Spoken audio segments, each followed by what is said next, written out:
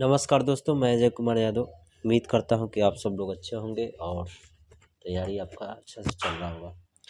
दोस्तों, आज हम लोग पढ़ेंगे क्लास 10th का बायोलॉजी का चौथा चैप्टर।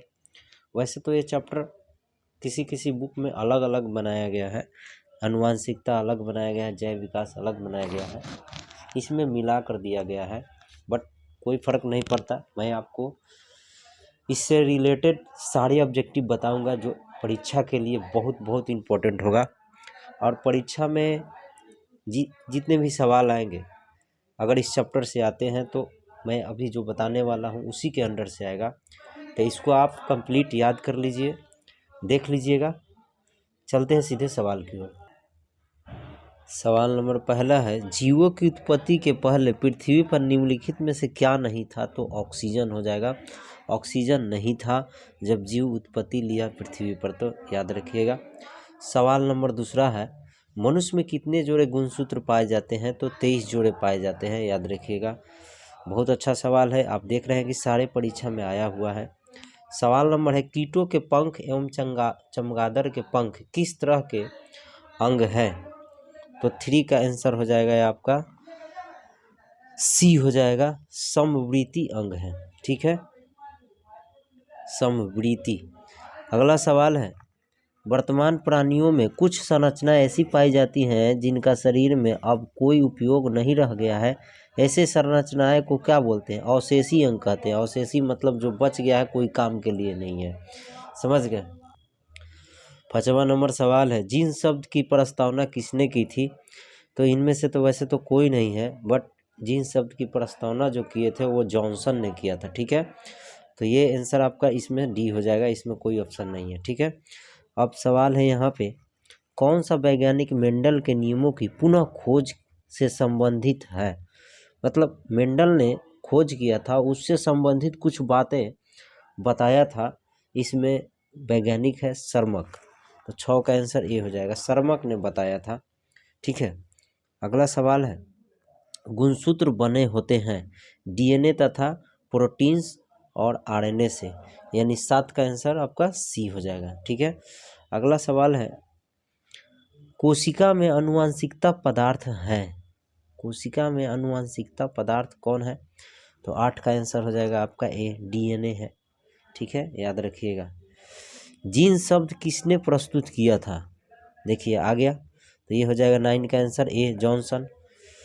अगला सवाल है, मलेरिया उत्पन्न करने वाला मच्छर किस तरह के जल में रहते हैं? तो ये सब साफ जल में रहते हैं, यानी शुद्ध जल में रहते हैं। ठीक है, तो ये 10 का आंसर ए हो जाएगा आपका। सॉरी, ये सवाल नहीं है, साफ जल में तो डेंगू रहता है।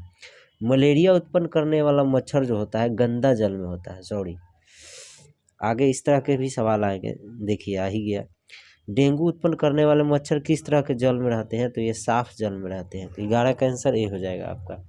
अगले सवाल की ओर चलते हैं। देखिए यही सवाल सेम है, डेंगू उत्पन्न करने वाले जल किस तरह, सॉरी मच्छर किस तरह जल शुद्ध जल में रहते हैं। सवाल नंबर 12 है, समजात अंगों के उदाहरण है हमारा हाथ तथा कुत्ते के अग्रपाद। एकदम सही है, 13 का आंसर ए हो जाएगा आपका।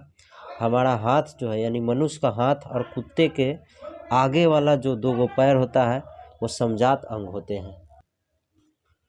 मतलब समजात अंग इसलिए होते हैं क्योंकि जो हमारा हाथ काम करता है उसी तरह कुत्ते का भी अगला पाँव जो होता है हम लोगों जैसा ही काम करते हैं।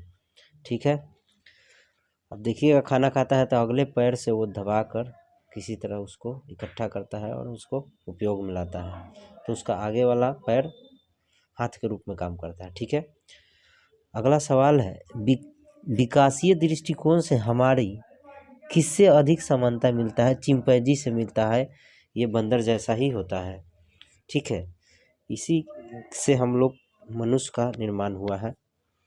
आगे सवाल है, लैंगिक जनन के उपरांत संतानों में अलैंगिक जनन की अपेक्षाएं विभिन्नताएं होगी अधिक होता है। लैंगिक जनन के उपरांत संतानों में अलैंगिक जनन की अपेक्षा विभिन्नताएं होगी बहुत अधिक होता है। आपको मालूम है हम लोगों को जो जन्म होता है वो लैंगिक जनन के माध्यम से होता है, और अलैंगिक जनन के माध्यम से पेड़ पौधा होता है। जैसे आम का पेड़ हुआ, जैसे अभी बताए थे हम लोग के आम के पौधा जो है आम का ही जन्म देगा, उसमें कोई परिवर्तन नहीं। और किसी तरह का पौधा होगा तो सेम उसी के जैसा ही होगा, लेकिन मनुष्य में थोड़ा बदलाव होता है। ठीक है, अगला सवाल है 15। मेंडल ने अपने प्राणियों के लिए किस पौधे को चुना?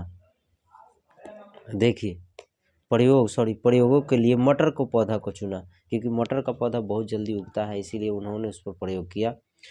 फ्रेडरिक मिशर ने न्यूक्लिक नाम किसे दिया? नाभिकीय अम्ल को दिया, नाभिक अम्ल को दिया। ठीक है, अगला सवाल है किसने प्रमाण दिया कि जीन गुणसूत्र का भाग है? तो ये 1902 ईस्वी में टीवी बोवेरी एवं WS सटन ने दिया था, यानी 10-18 का आंसर सी हो जाएगा आपका। अगला सवाल है प्रत्येक गुणसूत्र 2 कुंडली धागों का बना होता है, जिसे क्या कहते हैं? 19 का आंसर हो जाएगा आपका ए हो जाएगा, अर्ध गुणसूत्र कहा जाता है। ठीक है, अगला सवाल है विकास के आधार पर निम्नलिखित में से किसका शारीरिक अभिकल्प उत्तम है? चिंपैंजी का है। चिंपैंजी के शरीर से मनुष्य का मिलता जुलता है, और सबसे बड़ा विकास जो इस धरती पे किया है वो जीव मनुष्य ही है। ठीक है, जो चिंपैंजी के प्रजाति माना जाता है, तो चिंपैंजी को ही कहा जाएगा। ठीक है, अगला सवाल है प्रसिद्ध पुस्तक द माइक्रोग्राफिया किनके द्वारा लिखी गई है? तो 21 का आंसर आपका हो जाएगा डी, रॉबर्ट हुक के द्वारा लिखी गई है। ये आप देख सकते हैं, ये रॉबर्ट हुक ने इसको लिखा था, द माइक्रोग्राफिया। ठीक है, अगला सवाल है निम्न में से कौन सा बौने पौधे का दर्शाता है? देखिए, बौना पौधा कहेगा तो छोटा छोटा टी है, 2 गो रहेगा। ठीक है, यानी सी आंसर हो जाएगा। अगला सवाल है कौन सा, टी का मतलब ट्री होता है, ट्री मतलब पेड़ होता है। ठीक है, कौन सा अभिलक्षण वंशागत नहीं है? चमड़ी का रंग जो है वंशागत नहीं है, चमड़ी का रंग वंशागत नहीं है, क्योंकि अगर हमारे पिताजी अगर सावले हैं तो हम गोरा भी हो सकते हैं, यानी उनकी संतान किसी कलर का हो सकता है, तो वो चमड़ी पर निर्भर करता है। चमड़ी जिस तरह का गोरा है, काला है, तो उससे संतान का पता नहीं चलाया जा सकता। आँख का रंग, शरीर का आकार, बाल की प्रकृति, जैसे बाल झड़ जाएगा आपका, जिस तरह पापा का झड़ा है उसी तरह आपका भी झड़ जाएगा, तो ये वंशागत है। लेकिन ये चमड़ी का रंग नहीं बता सकता, गोरा काला ये सब वंशागत नहीं है। ठीक है, अगला सवाल है द्विसंकर क्रॉस के फलस्वरूप उत्पन्न पौधे का फिनोटोपिक अनुपात होता है, बी हो जाएगा 9:3 या 3:1, ये होगा, बी आंसर हो जाएगा। याद रखिएगा, बहुत अच्छा सवाल है। अगला सवाल है स्त्रियों में लिंग गुणसूत्र होते हैं, XX होते हैं, याद रखिएगा, उसमें X होते हैं, और मानव में XY होते हैं। अगला सवाल वही है, तो 26 का आंसर बी हो जाएगा। सवाल नंबर 27 है प्रकृति वर्ण द्वारा जैव विकास के सिद्धांत की परिकल्पना किनके द्वारा की गई थी? तो 27 का आंसर आपका हो जाएगा ए हो जाएगा, डार्विन के द्वारा। ठीक है, अगला सवाल है 28 मनुष्य का वैज्ञानिक नाम क्या है? होमोसेपियंस है, याद रखिएगा, तो ये हो जाएगा सी आंसर।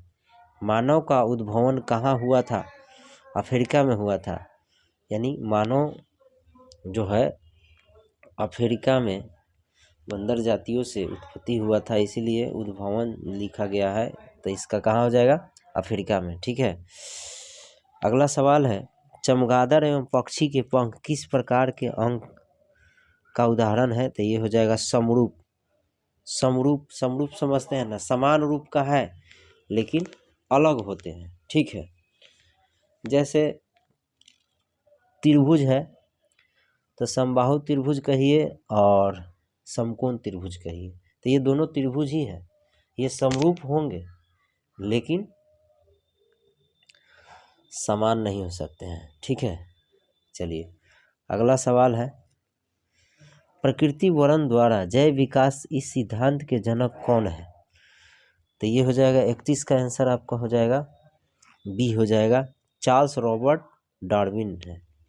ठीक है, अगला सवाल है 32 वंशागत नियमों का प्रतिपादन किसने किया था? 32 का आंसर हो जाएगा डी, ग्रेग जॉन मेंडल ने किया था वंशागत नियमों का प्रतिपादन। ठीक है।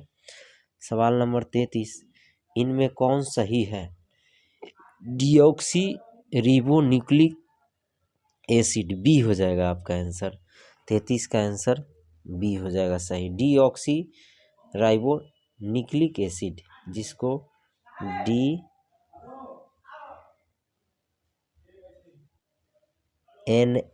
बोला जाता है, DNA। ठीक है। सवाल नंबर 34 है, कान के निचले हिस्से को क्या कहते हैं? कनपली कहते हैं। ठीक है, याद रखिएगा। 34 का आंसर ये हो जाएगा आपका।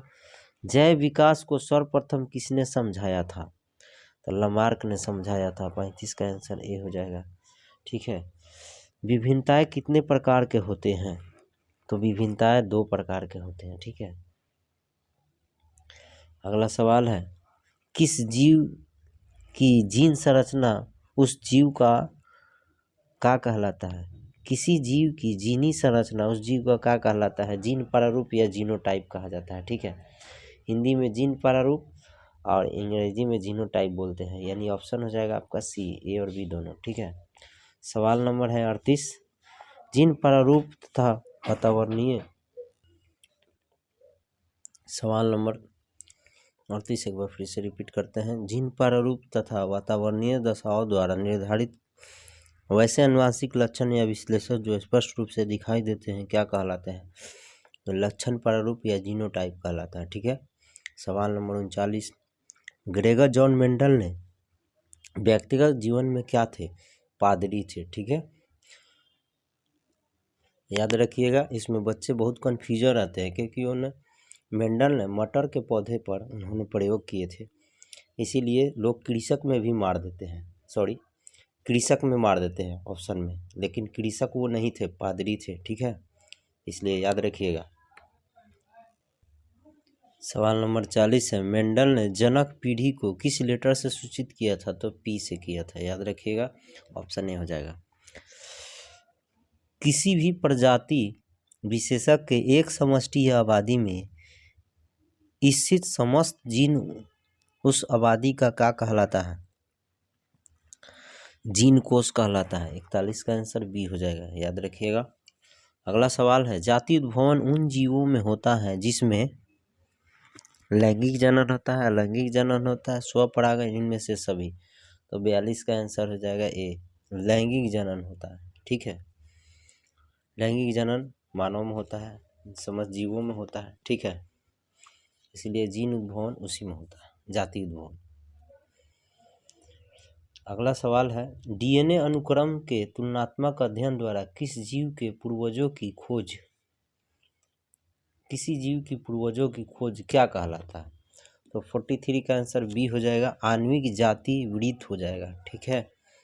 अगला सवाल है, अनुवांशिकी का पिता किसे कहा जाता है?